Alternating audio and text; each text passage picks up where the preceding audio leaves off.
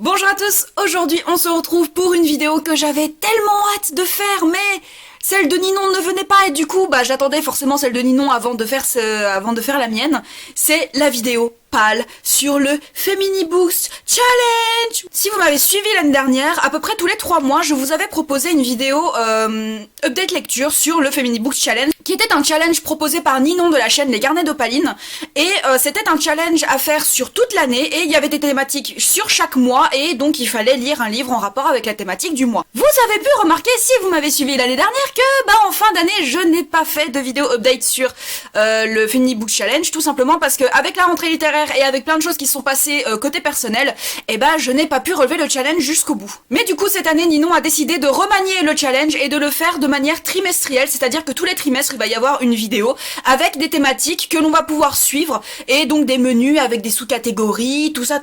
Je vais donc vous présenter ma palle pour le premier trimestre du Femini Boost Challenge. Bien évidemment, je vous mettrai la vidéo présentation de Ninon en barre d'infos, comme ça vous aurez toutes les infos, toutes les petites fioritures que elle a précisées dans la vidéo. Moi, je ne vais présenter que les livres que j'ai envie de lire forcément pour le challenge. Le premier menu s'appelle New Year, New Rules, et la première sous-catégorie est un féminisme. Des féminismes. Et du coup, il faut découvrir un nouveau courant, un sujet, une thématique féministe. Alors, moi, j'ai très envie de lire le livre de... Alors, je crois que c'est la créatrice de ce mouvement féministe. Je vais pas me risquer à essayer de prononcer le nom parce que je sais que là, on va venir me chercher avec un pieu et on va m'afficher, on va afficher ma tête devant chez moi. C'est la créatrice des Femmes, je crois. Donc qui a fait un livre, et en fait j'ai très envie d'en savoir plus sur le mouvement des Femmes, puisque dans les médias français et dans les médias tout court, en fait, enfin même à l'international, on les prend pour des hystériques qui se baladent les nibards à l'air pour pas grand chose finalement, alors que j'ai découvert une partie du mouvement Femmes avec la vidéo de Virago sur le mouvement Femmes, que je vous mettrai bien évidemment là aussi en barre d'infos, et en fait ça nous montre que elles peuvent paraître pour des hystériques, mais en fait, il y a une raison. En tout cas, voilà, c'est un mouvement féministe que j'ai envie de découvrir. J'ai envie de casser les préjugés que j'ai un peu sur ce mouvement féministe, un peu beaucoup d'ailleurs, parce que, voilà, dans les médias français, on les prend pour des hystériques, mais, il y a peut-être un truc qui fait que... Elles sont peut-être plus extrémistes que je ne pourrais l'être. Enfin bref, c'est un mouvement qui m'intéresse pas mal, et surtout, ce qui m'intéresse surtout, c'est de déconstruire tout ce qu'on m'a gavé, en fait, au niveau des médias. Et voilà. Donc c'est un mouvement que j'ai envie de découvrir pour cette sous-catégorie. Ensuite, la deuxième sous-catégorie, c'est liberté, égalité, sororité. Et là, il faut lire un livre qui met en avant la sororité, solidarité, amitié entre femmes. Là, je ne sais pas si j'en ai. J'ai d'autres livres sous les autres catégories qui pourraient certainement rentrer dans la sous-catégorie de la sororité, mais là, actuellement, à part peut-être... Et enfin, j'espère que c'est une sororité dans la forêt de Jane Higland, qui est en fait, ça parle de Neil et Eva qui ont 17 et 18 ans et qui ont toujours vécu dans la maison familiale dans la forêt, donc coupés un peu de la civilisation, etc. Et il me semble qu'il y a quelque chose qui va faire en sorte qu'elles vont partir de chez elles, et du coup j'espère bien qu'elles vont s'entraider. Je ne sais pas si on peut vraiment le mettre dans cette catégorie, mais je pense que c'est un des seuls livres que je possède, ou en tout cas c'est pas un truc très mis en avant, donc il faudra que je remédie à ça courant 2020, hein. Et la troisième sous-catégorie, c'est « Elle s'est dit qu'elle pouvait le faire, alors elle l'a fait ». Et là, il faut lire une autrice qui a été primée. Donc, il faut lire n'importe quel livre de l'autrice, que ce soit le livre qui a été primé, celui d'avant, celui d'après, enfin bref, il faut lire une autrice primée. J'ai 2 autrices qui pourraient rentrer dans cette catégorie, que j'ai très envie de lire courant 2020, j'aimerais bien le lire pendant le premier trimestre justement. Mais bon, les aléas de la vie, tout ça. J'ai découvert que Toni Morrison était prix Nobel de littérature. Voilà, en 93. Et du coup, autant mettre un petit peu en avant Toni Morrison, qui est une autrice noire américaine, enfin qui était malheureusement une autrice noire américaine. Et en fait, j'ai 2 livres en ma possession d'elle, avec, en fait, c'est les versions collector de chez 10-18 que je trouve vraiment sublimes. Donc j'ai d'abord L'œil le plus bleu. C'est sur l'amitié, ou en tout cas l'existence de 2 jeunes filles noires. Alors la première qui déteste les poupées blondes, et la seconde qui rêve d'avoir les yeux les plus bleus, et en fait on va découvrir qu'il se passe des choses atroces au sein de leur foyer. Voilà!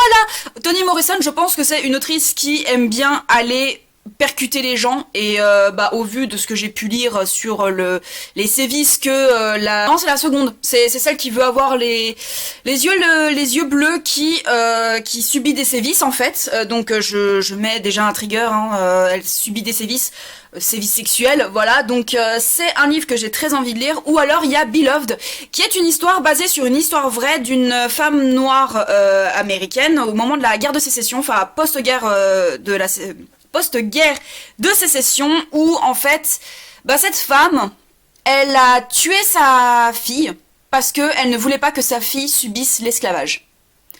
Ça en dit quand même long, hein, quand une mère décide de tuer sa fille pour lui éviter l'esclavage. Ça montre à quel point, enfin, c'était des conditions abominables.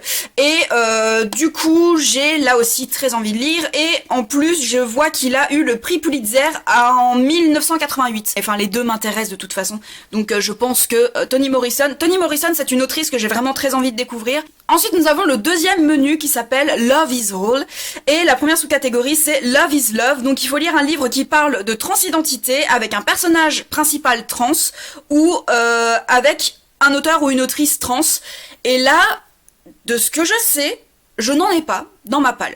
Je sais qu'il en existe plein, donc je pense que j'irai piocher dans les livres que je connais, celle dont j'ai toujours rêvé notamment, Normal, qui parle aussi de la transidentité, enfin...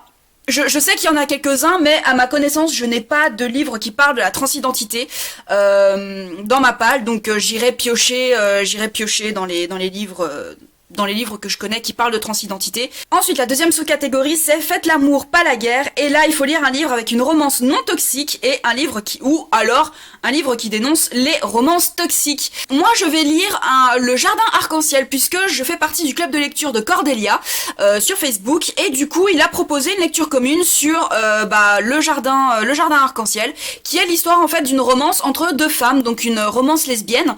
Et connaissant Cordelia, en ayant vu ces vidéos, ça m'étonnerait quand même qu'il fasse l'apologie et qu'il fasse l'éloge d'un livre qui mette en avant une romance toxique lesbienne. Donc je mets ce livre du coup dans cette catégorie. Et ensuite il y a La Lettre écarlate, donc lire un livre avec du rouge sur la couverture écrit par une femme.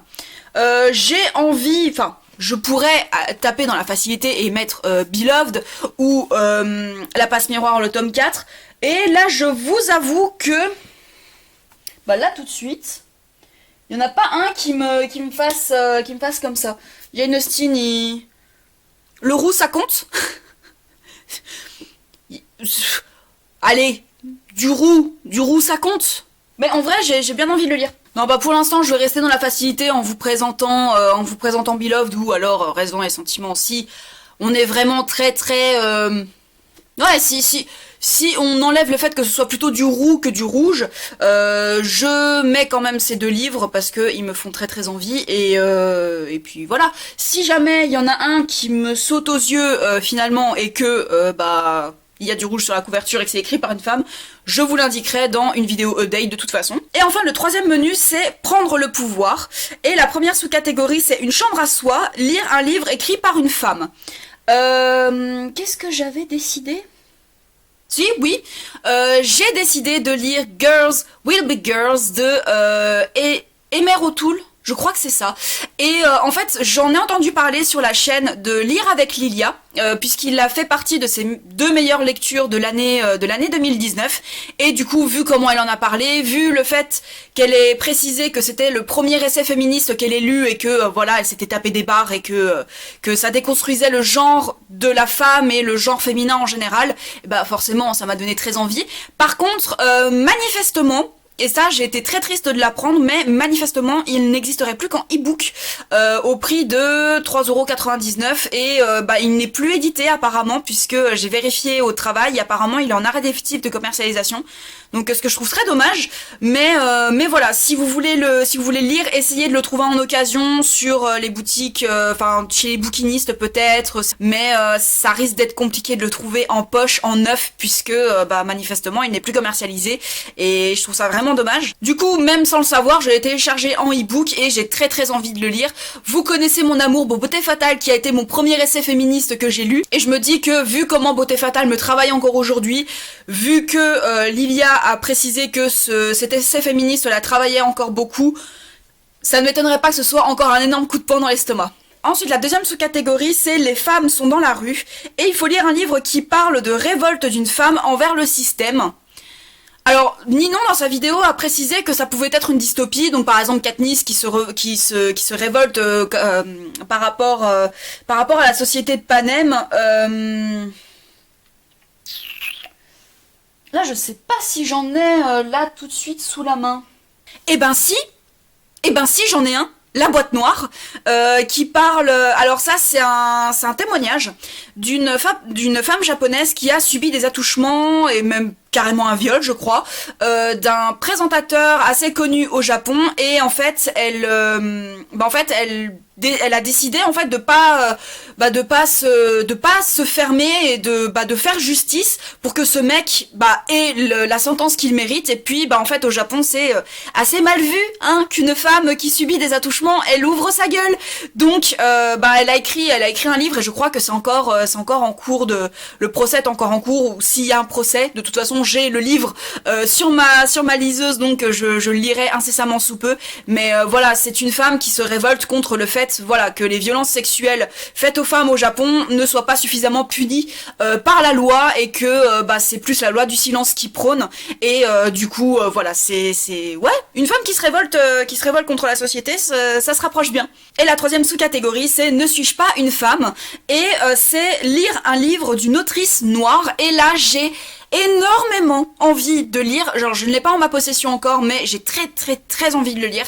C'est Le racisme est un problème de blanc. Donc là aussi c'est une autrice primée, donc j'aurais pu la mettre aussi dans les autrices primées. Ce livre part d'un billet de l'autrice sur son blog en 2014 il me semble, et en fait le titre original de son billet c'était Why I'm no longer talking to white people about race. Donc pourquoi est-ce que je ne parle plus de race aux blancs.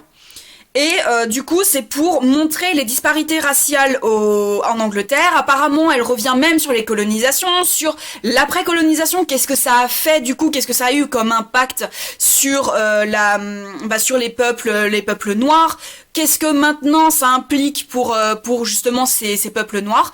Et voilà, ça parle de racisme, voilà, en Angleterre, et c'est un livre là aussi que j'ai découvert, enfin, j'en avais entendu vaguement parler, mais quand j'ai entendu Lilia en dire du bien, et que ça faisait justement partie de ses 2 meilleures lectures de l'année 2019, je me suis dit, ok, il y a plus de quoi hésiter, achète-le, et enfin...